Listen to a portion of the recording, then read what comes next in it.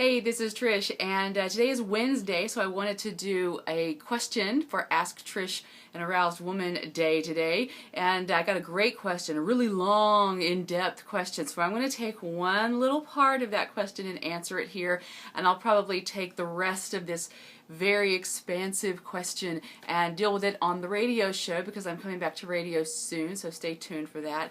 Today is also day 2 for the plank challenge. I did my 40 seconds, so tomorrow we're going to do 40 seconds and at least one round of sun salutation. Yes, okay. Because again, being aroused is about to stir to action, to awaken, and you can't really do that if you're sitting on your ass. So get out there and do some exercise, helps the blood flow. But this aroused woman Ask Trish question is a really good one. Like I said, this guy sent me this question. It was several questions, very in depth.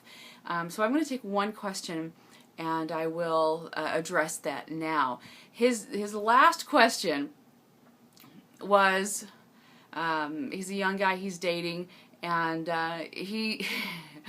He wanted to know if he should tell the women he's dating if he's looking for marriage.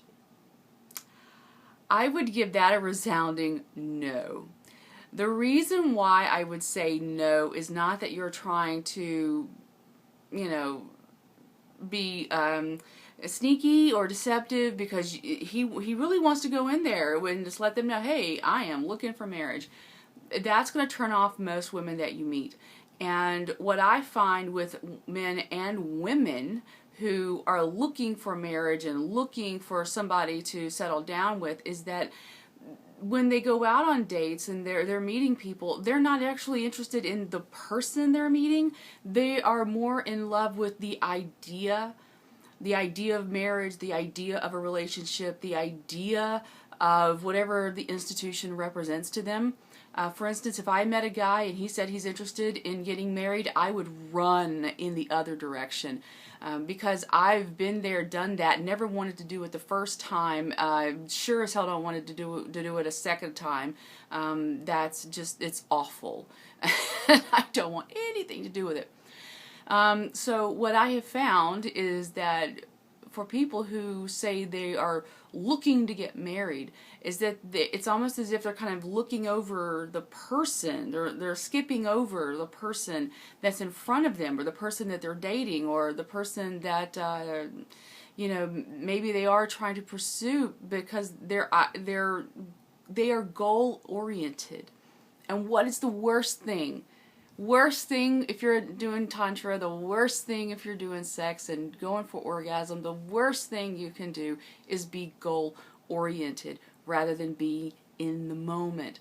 The surprises, the things you can't even imagine that are wonderful and fabulous, they happen when you just allow things to happen. You allow the wisdom of the body to happen. I'm talking about orgasm.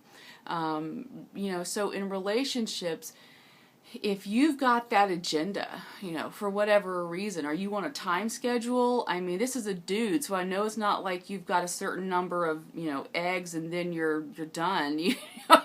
I don't know why he would be on a time schedule. So I would question and look at what it is about marriage, what it represents to you, that you are so intent on grabbing that and achieving that and conquering that. That's that's one of the reasons why I never wanted to be married. Aside from the fact that, from the time I was 11 years old, when I first heard of this thing called Broadway, and this lady on stage said that, she didn't get married and she didn't have kids because she had to be able to travel to pursue her career. So I knew from the time I was 11 years old, marriage and kids, not for me. 25 years old, pregnant with a kid on the way and looking at getting married.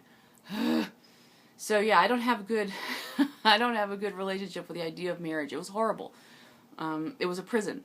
And a lot of people think of marriage that way, especially women. Women, because we are the ones who give birth, we are the ones that nurture children, that marriage for us is that, okay, now I'm going to settle down and have kids, and that's going to affect my career, and that's going to affect what I want to do with my life, unless you have some woman who just really wants to do that with her life.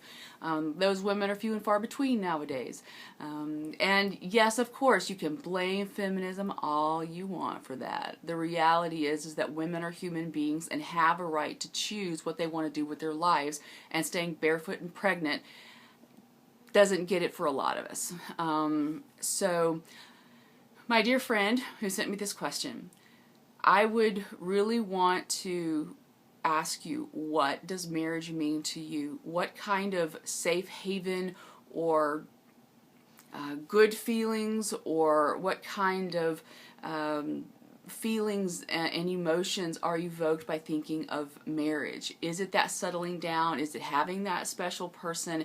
Is it having that person you can talk to and that person you can trust? If you really are feeling like that, can you get a dog first before you jump into marriage, please? Because marriage is a huge step. I mean, getting a dog is a big step too, but if all you're looking for is, you know, companionship, start with a dog, and then maybe you can work your way up to marriage. But no, I would not come right out and tell a woman you're on a date with that you want marriage. She's going to leave before the appetizer is served.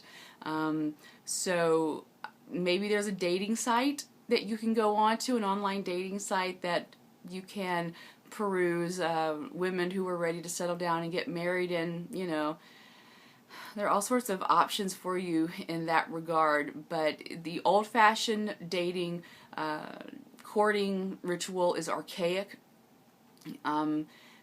Dating to me just seems like it's, you know, it's just it's an archaic courting ritual that just, you know, it only serves to see if you're sexually compatible. And so, you know, you should know pretty quickly if you're sexually compatible with somebody. You don't have to go on the whole dating thing. But most women do not want marriage right off the bat. Not when we can have careers and travel, and we can have children outside of wedlock. So we don't need that ring on our finger to legitimize ourselves, our loves, our sex life, or our children. So, you know, my young friend, you are, he's over 21.